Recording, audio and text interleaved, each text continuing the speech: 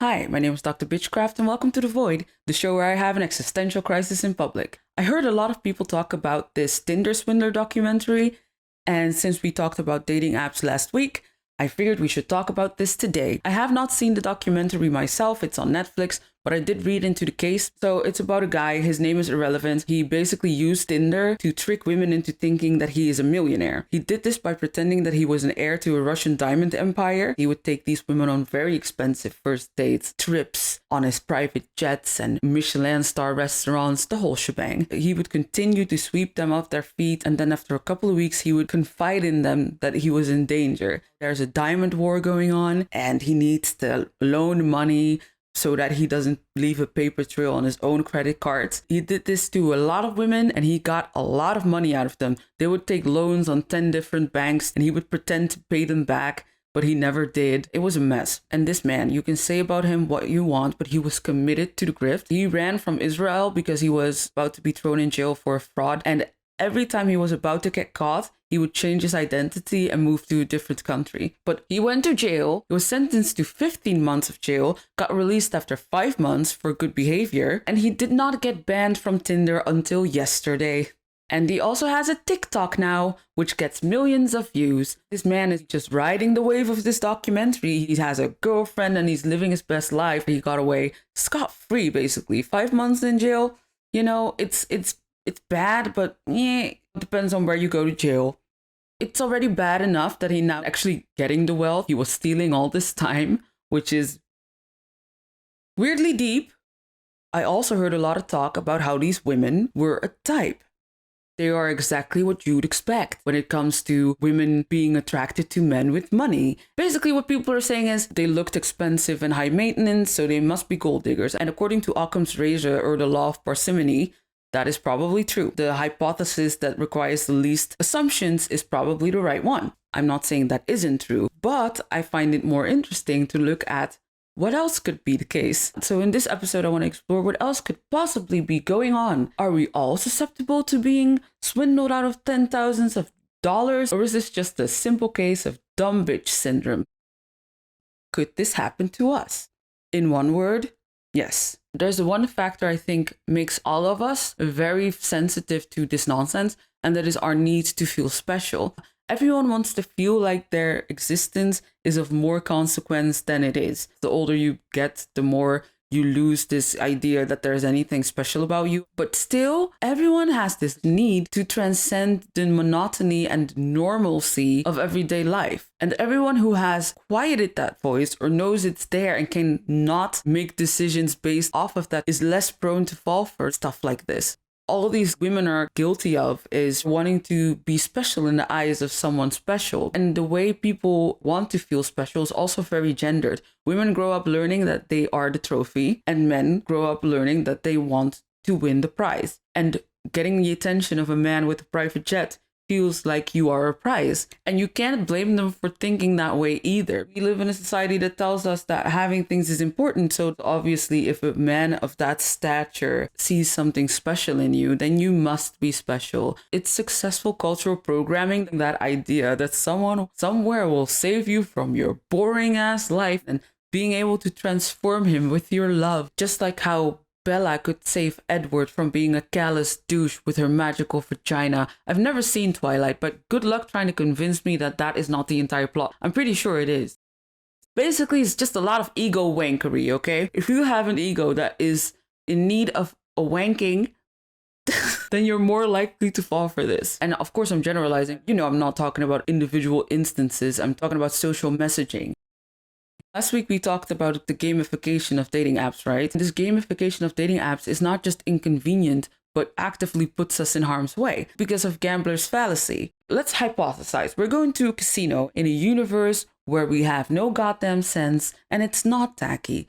And we buy a couple of chips to play what is the dumbest game you can play in a casino. Roulette. Playing Russian roulette makes more sense. But anyhow, we place our chips on red several times and we lose, as one does. So we decide to play red one more time because we have filled so much up until that point that the next one has to be it. We think individual chances are a chain of events, and you can see how that is a problem, right? Your brain thinks, I have seen so many losers that if I see someone who works, that is nice, that must be the person. So the whole structure of Tinder helps you lower your defenses. It makes you less vigilant and fall into the arms of someone who pretends to be a Russian diamond heir. The next human thing that makes it pretty easy for all of us to fall for this nonsense, it's the fact that people don't have to be anything for us to see something in them. I read the texts he sent these women. It's just empty platitudes. It doesn't say a lot of anything. There are two things that can happen in this case. We either see that this person is saying nothing and we move on, or we project. This is one of the reasons I believe Beyoncé has risen to godlike status, because no one really knows who she is. She isn't in the public eye. She doesn't give interviews. So it gives a lot of room for people to project. The less someone gives you to work with, the more you can project. And that's what happens in dating context as well. If someone gives you nothing, a lot of people run faster, work harder, and project something on something that isn't a thing. And the extent to which you project depends on a lot of things. It depends on whether you think someone is out of your league, how long you've been unsuccessful in dating. And in women, it's age. Because having the audacity to age as a woman in this society is on par with committing romantic and sexual suicide. It's no coincidence that it's especially older women who fall victim to these romance scams. The only difference is when people see a young, beautiful man walking around with an older woman, they assume that the woman is desperate and sad. But if they see an older man walking around with a beautiful young woman, they assume this man is someone because it's a status symbol instead of a sign of desperation. Because remember, women are supposed to be trophies, not have them. Basically, your willingness to project whatever you want to see on someone is totally dependent on your willingness to make it work. And a lot of these women were on Tinder for a very long time. They were tired. They were ready to meet someone. So it explains why they projected on that man so much. This reminds me of The Consolation of Philosophy. It's a book written by Boethius, which is a philosopher from 500 AD or something. He was just a cool guy with a nice family. At some point, he got arrested for a crime he didn't commit. And while he was in prison, he wrote The Consolation of Philosophy, which is one of the most important philosophical works of the 6th century and the years after. And one of the quotes that stuck with me, and I'm paraphrasing because I read this years ago.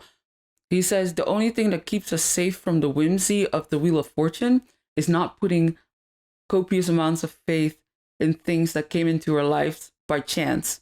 I remember reading it and loving it because I already felt that way before I had the means to express it. If you trust mostly yourself to make yourself feel a certain way, no one will be able to fuck with you. No one can swindle you on Tinder or anywhere for that matter, because you want for nothing. You know that the things you desire you can give yourself. You find wholeness where you are instead of expecting it to come from things outside of yourself. It just puts you in harm's way to believe that someone in a jet can make you feel more special or important than you are by default. You don't need anyone in a jet to make you feel that way. And that is the key to not being Tinder swindled. What a shitty Tinder swindle. Try to say that a couple of times. And now the pièce de résistance. You might say, okay, I love all your theories, they're cool and stuff, but what if this is just, an attempt to bag a rich guy? To which I say, what about it? I don't think gold digging is morally wrong. And that's not to say that I've done it myself, because even though I look like a mob wife, I would rather die than depend on anyone for anything. I don't even want to ask you to subscribe, which you can do if you want to, but I hate asking for things. So again, I don't think gold digging is immoral. Where your typical gorgeous person dates your aggressively mediocre person whose only quality is his wealth and who won't end up homeless or in debt when he pays for the gorgeous person's Brazilian butt lift. Like the usual. I do, however, think deception is immoral. Whether it's a man or a woman pretending to be in love to swindle you out of your cash, it's gross. But let's be real. Quite frankly, gold digging in the traditional sense is too unsubtle to blindside anyone. The fact that there are old people out there with cash who genuinely think a 25-year-old is interested in them for their humor is more often than not the result of a mastermind gold digger at work. It is just a testament to the rich person's delusion. And of course, in a situation where people are the same age and they're dating and there's a gold digger involved, greed is not a subtle trait. You will know if someone is with you for your cash, and if you don't want to know. It's pretty out there as far as traits go. We all know what's going on, yet women are the only one who get demonized for it. Funny how that works. I'm just gonna go ahead and say it. Gold digging makes absolute sense in our current cultural context. Because you can't treat women like objects their entire life and then villainize them for trying to appraise their own market value. And remember, women couldn't always work, not because they didn't want to, but because they weren't allowed to. So marrying rich was quite literally their meal ticket. And it was called that way because you knew that if you got married, you'd eat. And what landed you a loaded husband? Your beauty. Beauty for women has always been what money has been to men. It's power. So how can you fault women for seeing that parallel for what it is and trying to exchange it? They're both treated as commodities. And the reason the women in this documentary, the Tinder Swindler, are a type is because they grew up in this society. They know how they look and they know it has value to a man with cash. So why stay trapped in a capitalist death spiral if some idiot with money can make your life easier because you're hot for a limited amount of time? I just see gold digging as an attempt to try and take back control of that objectification. It was once the only way women could gain some semblance of economic power. And for a lot of women in poverty, it still is. But of course, the only thing we're willing to accept from women is docile passivity. Just the idea of a beautiful woman having a preference is offensive. It's not for them to decide what they're worth. Their value is decided for them. So them getting involved in the appraisal process is offensive. The simplest example of what I mean is this garbage romance trope about, oh, she's so beautiful and she doesn't know she's beautiful and that's what makes her beautiful. To me, all it says is, yeah, women are expected to be beautiful, but if that tramp has the audacity to be aware of it and change her standards because of it to ensure an equal exchange of time and effort and emotional labor, then she must be punished. Then we need to put her back in her place because that is not where a woman belongs. She does not have any say in her worth. And there were a lot of men in the aftermath of the documentary, they were complaining about the women involved. People were saying they're a certain type of woman. It's not easy being a man with money. Women only want you for your money. That is only valid as a complaint if you don't just want women for their looks. Because there's a reason rich men are also attracted to this type, right? Because you never see a rich man parading around a professional flutist with a passion for comfortable footwear and gardening, right? When I say gold digging is an attempt of taking back control of our objectification, I do really emphasize the word attempt. Because men can pretend to be offended by this all day. But just like a lot of structures with feminist intent, men usually still get the long end of the stick anyway. It's just by design. For instance, the existence of gold diggers gives men the opportunity to stay desirable in at least one respect their entire lives. Women have no such luxury. Men don't care if women have jobs or money or degrees. If she's not a stunner at first sight, she can kiss her chances goodbye, because female global romantic desirability is dependent on two things, her looks and her uterus, which are both things with expiration dates. But men can thank their lucky stars that we're trapped in this capitalist hellhole because money never goes bad. You understand what I'm getting at, right? There is a discourse about women and their expiration date. You know, like the whole thing with Keanu Reeves, he was in the news for dating a woman his own age. Yeah. That is how badly we're doing with how we treat women after a certain age. That's why I think it's interesting that gold diggers are the villainized one, because they have something a lot of people don't have, and that's self-awareness. She knows about this expiration date, and she knows she has to stay on top of her specific brand of excellence. She needs to work on her physique, stay beautiful, and never relax, and she has to invest in liquid assets, or I hope they do, because the demand for her will run out with time. And it's interesting how even in this social context where women's value is so intertwined with how they look and their fertility, gold diggers are seen as the rootless ones. That's rich. Pun intended. The great philosopher Anderson .Paak said, "All my chicks cook grits and roll a spliff at the same damn time." Women have to jump through burning hoops, even if they are conventionally attractive. Women are held to completely different standards. Men with beer bellies will call women fat, and balding men in their 50s will call women in their 40s old without a hint of irony. And where men can just have a lot of good traits without being suspected of dabbling in witchcraft or bitchcraft, women's good qualities don't stack up in the same way. They cancel each other out. It's in fact possible for women to have too many good qualities. Studies show time and time again that how much of a person a woman is allowed to be depends on how hot she is. So for example, hot women are allowed more intelligence. So men will put up with her being smart if she's also hot. However, there is a threshold. She's not allowed to be exceptionally intelligent. It feels like women can't win. So point is, we all grasp the concept of disillusionment. And if someone is disillusioned with dating to such an extent that they realize that the only way they can do this dating thing is if they let go of any hope of having their emotional needs met. So they just whittle down all their needs to this one simple, non-abstracted, palpable need even a complete idiot can meet. It seems like a way to not be disappointed, so I understand it. I understand it. I do. It doesn't matter what the reason is that she does it.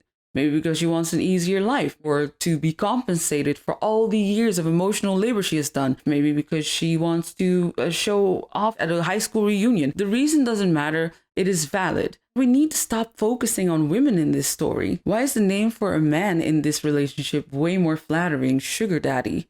We should be calling them sugar diggers because they're not the victims in this story. An exchange is not theft. By pointing at gold diggers for being gold diggers, we're saying we're more offended by women not valuing a man's character over his wealth than we are by men not valuing women's character over their beauty and youth. If you completely strip it of everything else, you could say that the only reason gold digging is seen as a social crime is because we all accept the notion that a man's character is more valuable than a woman's. So failing to focus on a man's character makes a woman terrible, while a man failing to focus on a woman's character is, well, just a man. And that was my take on gold diggers. I hope you enjoyed this episode. You can subscribe if you want to. I hope I said things that make sense. If they didn't, please comment. I enjoy having these conversations. But yeah, scams like these are interesting lessons to us as a society because it just mirrors our own values back to us. And what it shows us is that we're obsessed with wealth and beauty to extents that we're willing to risk a lot of things to acquire them. Death is the great equalizer. It really doesn't matter. You might have a really big, nice gravestone, but that's the only difference. And eventually, here I go again. I'm such a Marxist. I'm not a fan of capitalism, she says with a crown on her head. But anyway, thanks for watching and I hope to see you in the next one. Bye. Don't you want somebody to love? Don't you need somebody to love? You better find somebody to love.